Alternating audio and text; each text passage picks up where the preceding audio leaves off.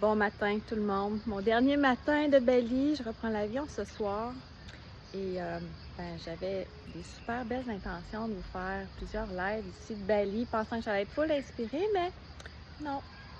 C'était un grand moment de ressourcement où j'ai continué à cultiver ce vide intérieur pour laisser émerger ce qui a émergé. Et par contre, savez-vous quoi? Il y a bien des choses qui commencent à émerger et c'est un grand cadeau pour mon retour. Par contre, ce matin, j'avais vraiment envie de vous partager un petit quelque chose qui me tient vraiment à cœur. Et c'est un des aspects du tantra qu'on ne connaît pas beaucoup ou que nous, les Nord-Américains, on ne comprend pas beaucoup. C'est l'aspect des offrandes aux dieux et des prières aux dieux. Parce que bien que le tantra ne soit seulement pas une religion, il est quand même associé à un système de polythéiste relié à la religion hindoue où on honore les dieux. Et ici à Bali, il y a 70% de la population qui est hindoue, donc qui honore ces dieux-là. Et il y a des temples partout à Bali. Et ma référence pour le mot temple à moi, c'était un édifice, un immeuble, un endroit où on entre pour se recueillir.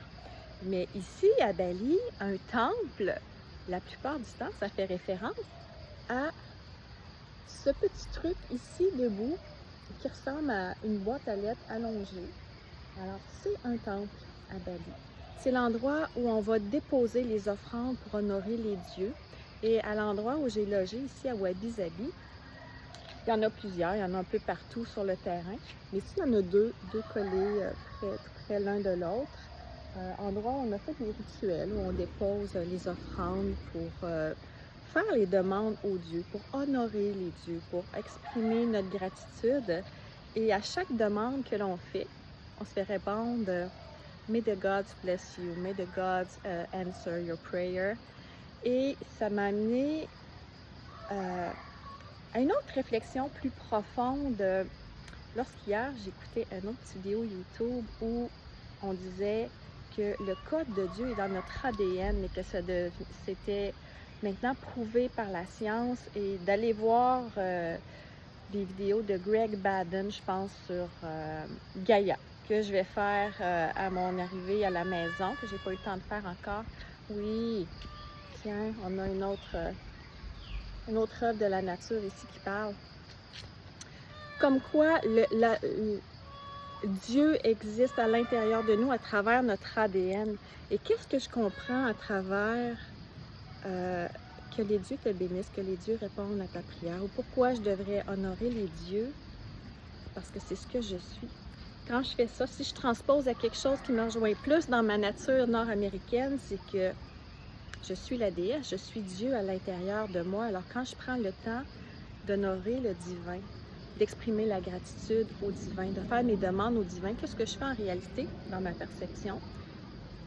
C'est que j'honore mon soi supérieur ou mon âme. Je fais des demandes à mon âme pour matérialiser à travers mon véhicule physique ici maintenant sur Terre la vie que je désire, ce que je souhaite, l'amour, la réussite, l'accomplissement, la réalisation de soi, ou tout ce qu'un être peut désirer. Alors ça change un petit peu la perspective et surtout l'envie de poursuivre ce rituel à la maison. L'envie de le faire avec la conscience maintenant, et j'aurais aimé ça le faire depuis mes 5 semaines à Bali avec cette conscience-là, mais depuis hier, c'est comme « Oh my God, quand je prie les dieux ou un dieu, le dieu unique ou l'univers, peu importe, de toute façon, c'est tout ici. Moi, je le voyais déjà dans mon chakra cœur, là, c'est dans mon ADN, whatever, c'est moi que je prie en fait. C'est moi la divinité, je suis à l'image du dieu, de la déesse. C'est à mon propre soi supérieur que je fais mes demandes de réalisation. Et ça me plaît beaucoup. Ça m'a beaucoup fait réfléchir. Ça m'amène une grande paix intérieure. Ça m'amène, bien que c'était déjà là, une vision de moi-même, une estime, un amour de soi qui est encore plus teinté de cette connexion à la divinité que je suis. Et c'est un aspect du tantra qui me parle beaucoup, moi.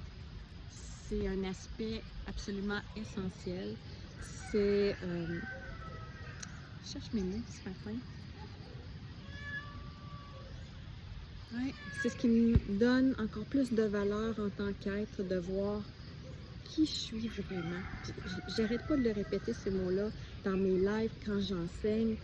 Le tantra, pour moi, c'est la tombée des masques, c'est un révélateur de vérité, c'est être qui je suis dans mon essence, sans aucun masque, sans aucun filtre. Et c'est ce qui se révèle à travers un rituel tout simple et cette conscience que le code de Dieu est à l'intérieur de moi, dans mon ADN. Donc, je suis Dieu, je suis la déesse, je suis la divinité, je suis l'univers tout entier, comme chacun de nous. Alors, je repars avec ça dans mon cœur ce matin et ces temples-là, je les amène dans mon cœur aussi. Et je me demande comment je peux intégrer ça dans mon quotidien quand je vais revenir chez moi à Québec. Quel type d'offrande je peux faire, quel type de prière je peux faire. Parce qu'honnêtement, les encens ici, il y en a partout. Puis moi qui est hyper sensible à tout, l'odeur me donne mal à la tête, me donne la nausée. Alors c'est sûr, ce ne sera pas un paquet d'encens qui va brûler chez moi. Mais surtout avec l'été qui s'en vient, pourquoi pas un petit moment chaque jour d'aller chercher des fleurs dans la nature, des feuilles, pour faire une petite offrande sur mon hôtel que j'ai créé dans mon salon déjà depuis quelques années. Alors, je repars avec ça ce matin. J'avais le goût de vous le partager. Peut-être que ça va résonner avec vous, peut-être pas, mais j'avais le goût de vous le partager. Alors, je suis sur mon retour. Je vais être chez moi en fin de semaine à Québec avec ma famille, mes amis, avec vous. Et on va voir tout ce qui est en train d'émerger, comment ça va se présenter. Mais je vais vous donner un petit indice. Pour moi, ça résonne avec le mot Kundalini. Ouais. Ce mot, cette énergie qui est extrêmement puissante, qui commence à faire son chemin au Québec. J'ai vraiment envie de développer ça. Et évidemment, moi j'aime bien avoir une expérience de solidité, une information solide avant de faire les choses. Alors c'est sûr que je vais aller chercher les outils nécessaires pour amener ça en toute sécurité, en toute douceur, parce que j'ai envie de contribuer à cet éveil, à cette activation de la Kundalini à travers toutes les personnes qui sont prêtes, parce que ça a vraiment changé ma vie, moi, quand ça m'est arrivé en 2017. Et j'ai vu le processus, comment c'était fort, puissant, envahissant les premières années.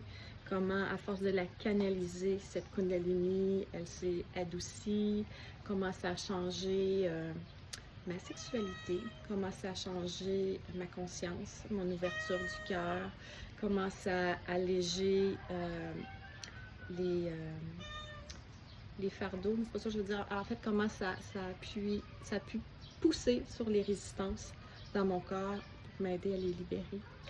Et j'ai envie de pousser ça un petit peu plus et d'amener ça comme offre de service. Alors, à voir, à venir, à se développer dans les prochains mois. Je vous embrasse. Je vous souhaite une belle journée et je vous partage cette énergie de Bali que je ramène avec moi dans mon cœur. Bye tout le monde!